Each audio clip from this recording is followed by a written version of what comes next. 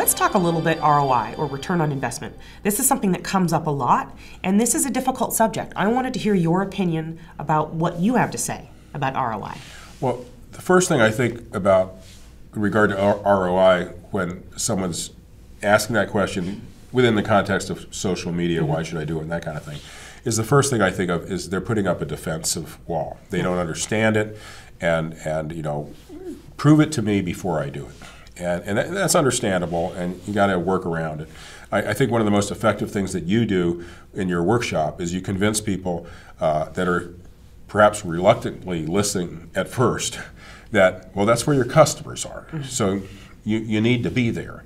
And that really is one of the answers to the ROI question. And that is, there are certain things you need to do just to be in business. In the old days, you had to have a telephone number. Maybe you needed to have a storefront on Main Street. Well, nowadays, these presences on the internet with the big 4 or 5 applications, they're just absolutely necessary. They're basic. And along with that goes listening. So there's a function, there's a role there for somebody within any company to be listening, marketing, writing, blogging, and engaging on the internet. And it'd be really hard to say what the ROI is, but as you point out in some of the other segments, there are metrics you can begin to gather. You look at it monthly and that sort of thing, and you begin to gather some data.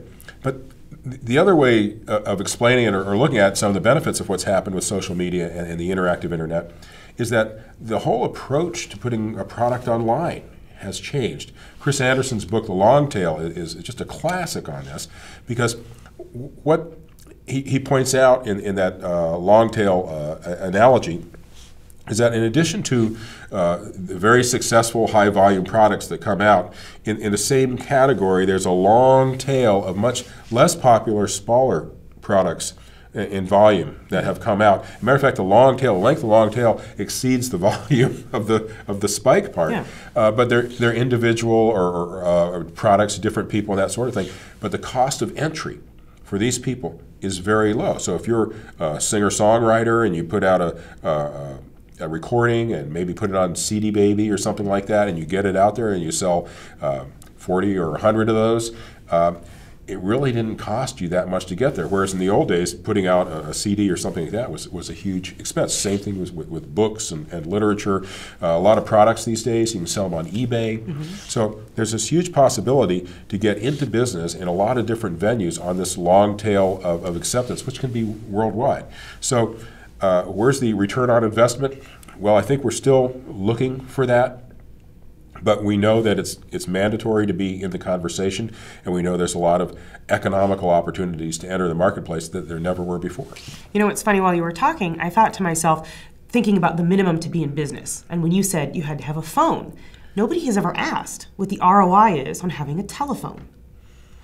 But then I also thought about Etsy. If you've ever seen Etsy, it's eBay for crafters and makers, those that crochet or knit or make just beautiful handmade products of some kind. The website has a beautiful design, but what it allows that mocks the long tail demonstration you spoke of is that I can put out a lot of products that represent what I do. It requires a very little amount of investment on my part, but I can reach a global market. I have a platform that I couldn't do all by myself, but I can reach a specific audience. It's a whole new opportunity of people that want handmade, custom, and beautiful objects that they can't buy in mass at Target or Kmart or Nordstrom's. It comes from somebody's hands. So I think that's a neat demonstration of the long tail and how anybody can get into the marketplace for a minimum investment. Well, and when we say ROI, we know it means return on investment. But since so many of these things are free to get into, but they do take time, I call it return on involvement. Yeah. Because that's really what we're asking people to do by getting into these things. And it's maybe something they're not comfortable with at first, so the walls go up.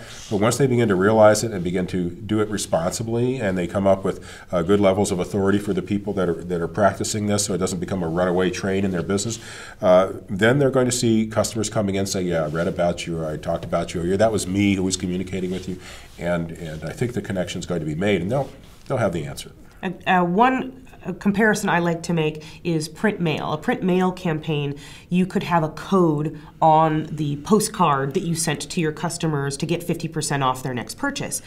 I know for myself that I forget the postcard or the coupon. Even if I get it into the car, I don't necessarily get it into the store.